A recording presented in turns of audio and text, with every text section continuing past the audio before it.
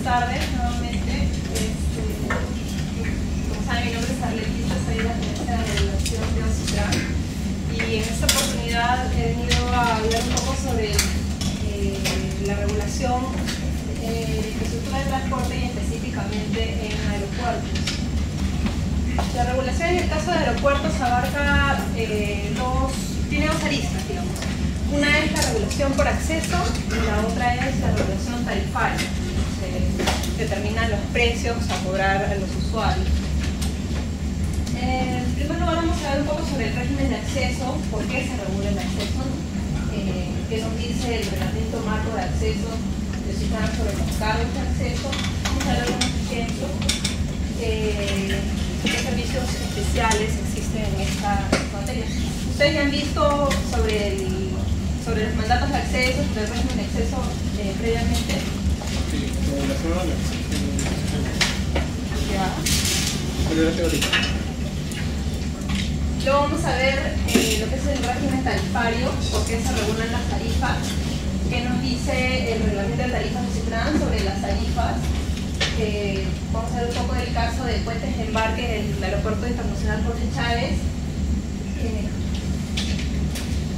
que es la regulación de RPI 26, y también qué servicios tienen una regulación especial relacionado a este tema de tarifas. Bien, el régimen de acceso. A ver, ¿quién me puede decir qué es el acceso hablando de infraestructura de transporte?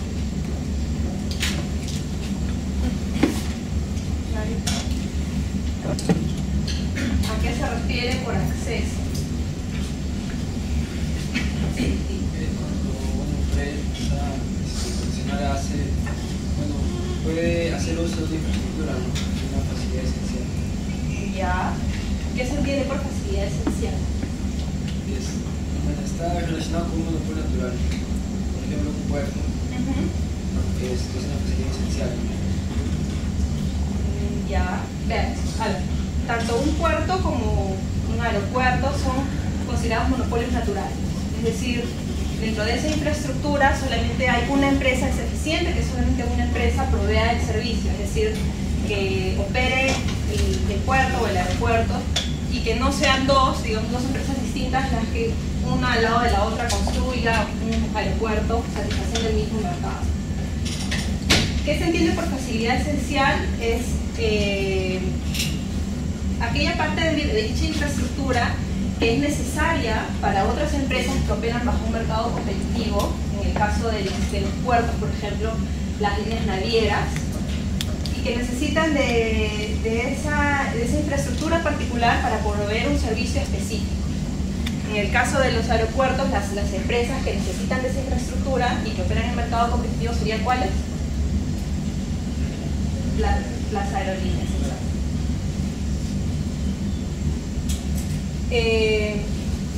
¿Por qué se regula el acceso? Tenemos un escenario, ¿no? En este escenario tenemos a LAB, por ejemplo, en el caso del aeropuerto Jorge Chávez. Tenemos a LAB, que es el concesionario, el que opera la infraestructura, y tenemos aquí abajo a las líneas aéreas. Entonces se pueden distinguir dos mercados. Es decir, acá en el medio van a haber una serie de servicios que LAB va a proveerle a las aerolíneas. Entonces, dentro de esos servicios, por ejemplo, podrían mencionarle el servicio de RAM, que se le presta, que no lo presta directamente LAB, sino que lo prestan empresas particulares a las aerolíneas para atención de sus naves. Cuando llega una nave, todos los servicios que se les tienen que prestar antes de que la nave vuelva a despegar. Entonces, se distingue esos dos mercados, el de LAB hacia las empresas intermedias, hacia los usuarios intermedios, y luego un mercado más abajo que es el de los usuarios intermedios hacia las líneas aéreas. ¿Por qué se regula el acceso? Porque de esa manera se evitaría, por ejemplo, que LAB, a través de una empresa vinculada, tuviera toda la integración vertical de manera que tenga un trato especial a esa empresa vertical y que pueda cobrarle un precio distinto, un precio alto a las líneas aéreas, restringiendo la competencia a esta otra empresa. Tenemos a un agente económico relacionado a LAB que le puede dar un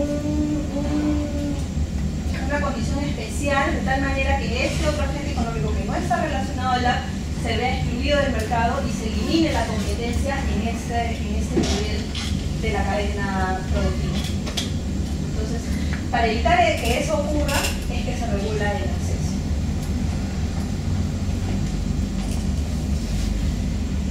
Otro escenario que tenemos es este otro, donde el mercado aguas arriba es aquel donde la le ofrece los servicios a las líneas aéreas y el mercado aguas abajo es el del servicio de transporte propiamente, donde las líneas aéreas le ofrecen los servicios de transporte a los pasajeros y a los dueños de la carga.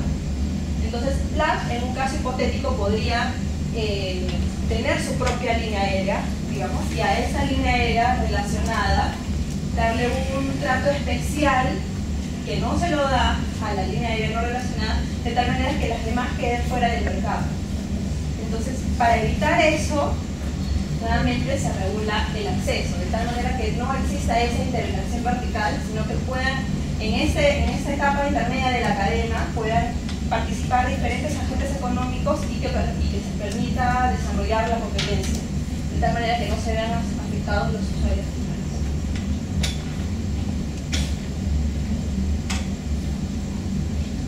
¿Qué nos dice el reglamento marco de acceso sobre los cargos de acceso? Un cargo de acceso es la contraprestación monetaria que cualquier operador de servicios competitivos, por ejemplo las aerolíneas, está obligado a pagar por la utilización de las facilidades esenciales, como mencionaba su compañero. Bueno, sin importar la denominación que se le otorgue, de acuerdo a la forma o modalidad que se haya convenido a través del contrato de acceso. Entonces, nuevamente, ¿no? en el caso del aeropuerto y de las líneas aéreas, lo que tenemos aquí es que existe un monopolio natural que tiene la exclusividad sobre el uso de la infraestructura. Entonces, lo que se busca es que este uso que se le dé a la infraestructura sea en primer lugar eficiente y que, dado que son recursos que se necesitan para prestar un servicio posterior, es decir, para poder completar la cadena logística, es necesario que los usuarios intermedios tengan que recurrir a él. Es decir, no hay forma de que una aerolínea preste el servicio de transporte de pasajeros, por ejemplo, sin hacer uso de los mostradores de check-in que hay en un aeropuerto. O que utilicen las oficinas operativas donde van a atender a sus pasajeros, es decir, no se va a poder completar la cadena de transporte sin que la aerolínea tenga acceso a dicha infraestructura que es de uso del app, ¿no? que tiene la operación es la. ¿Cuáles son los principios económicos que determinan el cargo de acceso? Es decir, el precio que va a pagar el usuario intermedio por el acceso a dicha infraestructura. Mantener los incentivos para una eficiente utilización y mantenimiento de la infraestructura, es decir, al momento de determinar un cargo de acceso, se tiene que pensar que dicho cargo, dicho monto, tiene que ser suficiente como para que la utilización de la infraestructura sea eficiente, es decir, que no se utilice de más ni de menos, que además el concesionario tenga los incentivos para invertir en la reposición de la extensión de la infraestructura, es decir, el monto tiene que ser suficiente para que a lo largo del tiempo el concesionario pueda invertir en equipamiento, en el desgaste de los equipos que estén dentro de la infraestructura, de que se puedan minimizar los costos económicos de operar y proveer la infraestructura. ¿Por qué? Porque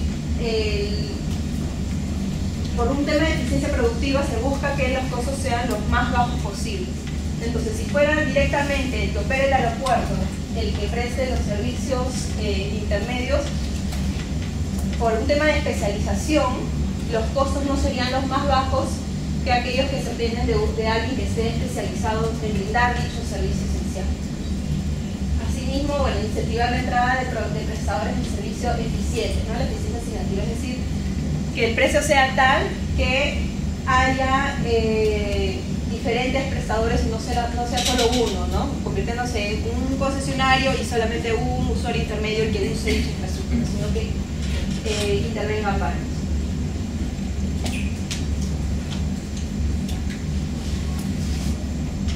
Otro tema que nos dice el reglamento marco de acceso es que la regulación debe buscar minimizar el costo regulatorio de supervisión de los contratos de acceso. Hablando de contratos de acceso, lo que nos dice el REMA es que existen 3 modalidades de acceso. La primera de ellas es la de contratos de acceso, es decir, el aeropuerto, bueno, el operador del aeropuerto negocia directamente con las líneas aéreas. Y a partir de dicha negociación establecen cuál es el precio que las aerolíneas le van a pagar por el uso de la infraestructura, ¿no? Y estos términos del precio, del plazo que va a durar dicho precio, se establece en un contrato de acceso. Si en caso las aerolíneas del aeropuerto no se pusieran de acuerdo sobre los términos del contrato, entonces recurren a OCITRAN y OCITRAN determina o establece un mandato de acceso donde se calcula el cargo de acceso en caso de este fuera el motivo de la diferencia entre las partes, ¿no? Entonces lo que se busca es minimizar el costo regulatorio, es decir, que se establezcan ya los términos y una vez definido en el contrato, ya sea en el contrato o en el mandato, ya el regulador no tiene nada que hacer, es decir, ya simplemente se ejecuta lo que ya está previamente establecido.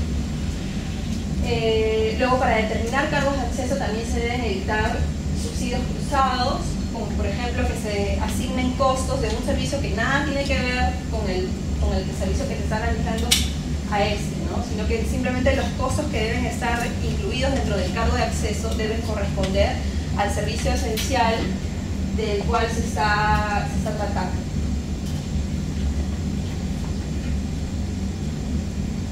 Para determinar el cargo de acceso existen diferentes valorizaciones de costos. Tenemos costos incrementales de largo plazo. Los costos incrementales lo que nos dice es cuánto nos cuesta proveer este servicio particular. De todo, un aeropuerto, como saben, un monopolio natural tiene altos costos fijos.